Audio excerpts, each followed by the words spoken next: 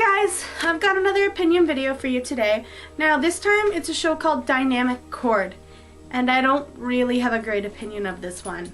I have a lot of negative to say, so this won't be very long because I'm not going to touch on every negative aspect of it.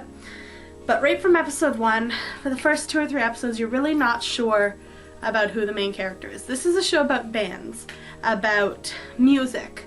And it introduces you 4 different bands in the first 2 episodes, and you really don't know who you're supposed to be rooting for. You don't know who to trust, you don't know who to like, you don't know which band is supposed to be your favorite, as per character design. You don't know what you're supposed to be thinking. It's 4 different bands, 4 people apiece, all of them are guys. So again, I watched it mostly because it was supposed to be a good show with a whole bunch of hot guys, and I like shows that that are about music. That's why I enjoyed B Project, and I'll likely compare this one to B Project a lot because that was the last one I watched about music and stuff that I really enjoyed. So it'll be the similarities and differences, I guess, a little bit. One thing that really bothered me is the scenes where they're actually doing the music and stuff are only partially animated.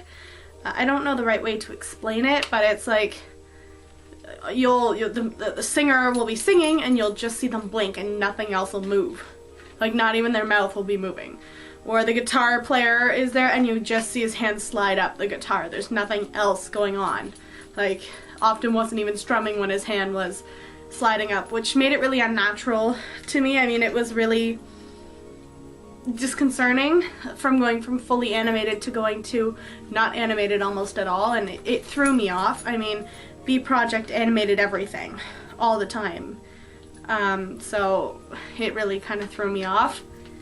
It was unnerving. Just the whole time I was watching it, I was unnerved. You didn't really get any introductions to each of the bands. It was, here's the type of music they do, here's their names, and go, in like the first episode to 2. And so you don't know the backstories, you don't know why they play, you don't know how they got together, you don't know any of that stuff like you find out in B Project. So, I don't know, maybe it's just me, but I want to know my characters, who I'm supposed to be rooting for. And I want to know about them so that I can make my own decisions on who I like and who I don't. So then there's the one guy I figure out is the main character, Rayon, something along those lines. And he gets all depressed and they go on a retreat and just basically they don't work, they screw around, they play at the beach and it turns out he only had heat exhaustion and he wasn't depressed. So that was just kind of dumb overall. I mean, I'm trying not to be too harsh with this show, but I really did not enjoy watching it, and because of that, as I said, this is going to be fairly short as I try not to dig into everything I did not like about it. There's random retreat episodes. The bands will randomly disappear. One of them randomly disappeared to a winery. One of them randomly disappeared to a beach. One of them literally flew out of the country to get away from everybody. And it doesn't make sense why they all just take off. They don't stand up for their obligations. They basically just go, yeah, I'm out, and disappear. So, unprofessional, I guess. And it didn't click with me. It wasn't something I actually enjoyed watching. And you know those piano sounds where it goes dun dun dun? Yeah, it does that a lot in this show. At least at the time I was writing my notes, it was doing it a fair amount, and it definitely annoyed me. So there's that. So it randomly switches bands. So you'll be watching your main character, and then all of a sudden it will switch to Liars. And then it'll switch back to Rêve Parfait. And then it'll switch to Kyosho, I can't say their name right. And then it'll switch to the other band, Apple Polisher, that's their name. Yeah. So, and it doesn't really make sense why it's switching. I mean, I guess they're trying to show a bit of a different story arc, but it didn't really make sense to me why they would just randomly switch between the bands. And there's also long flashbacks from literally the episode before or 2 episodes before. Like 5-minute flashbacks of exactly what was in the episode. Like in the middle of the next episode. So say I was watching episode 6, there was 5 or 6 minute flashback from episode 5 and episode 6. I'm like, I just watched this. Why am I wasting my time watching it again? And because of that, it threw me off. This whole show overall threw me off. And it wasn't something that I really wanted to be watching. But I was doing it for a little contest with my, well, not a contest per se, but my friends and I are doing bingo sheets. And it ended up being on one of them that I had on my computer that I could watch. So it ended up falling into my boxes, and I started it, and I didn't like it from the first episode, but it was only 12 episodes, so I decided just to get it over with and get done, because I'm a sore loser and I don't want to lose.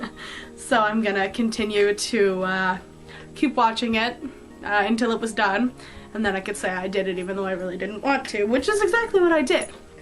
And I mean, it builds up to a Christmas concert. From basically episode 2 or 3, it's building up to 2 different concerts. The Christmas concert, which everyone's going to talk to, which everyone's going to perform in.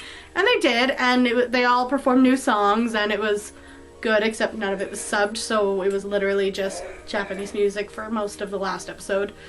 And as much as I like it, I didn't understand what it was saying, and it was supposed to be really meaningful to the characters, and it probably was to those who understand Japanese, but wasn't to me because I don't understand Japanese almost at all. So it kind of just felt like a dull end.